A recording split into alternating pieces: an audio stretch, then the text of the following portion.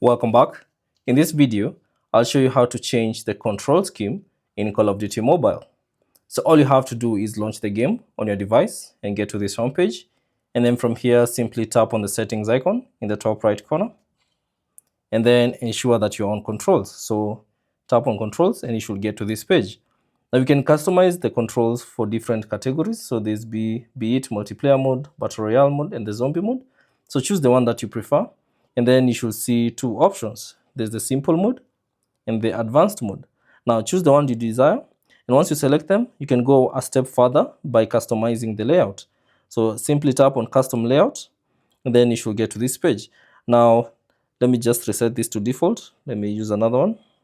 So let's say, for instance, I'm using this. This is usually the default.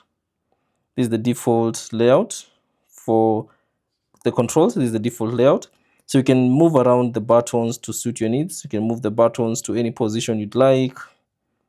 And then you can also increase the scale of the button by using the slide down the scale.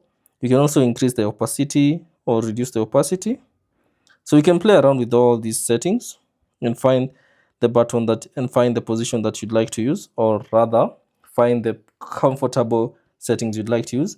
And once you're done, simply tap on save and use, and that will be used for your controls in this multiplayer mode. Now you can do the same with battle royale. So select battle royale, choose the controls choose the option you prefer, either simple mode or advanced mode, and then select custom layout and then adjust everything here to suit your needs.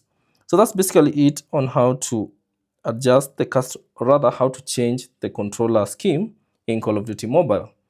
Thanks for watching. If you have any questions, leave them down in the comment section below. And if you found this video useful, consider leaving a like and subscribe to the channel.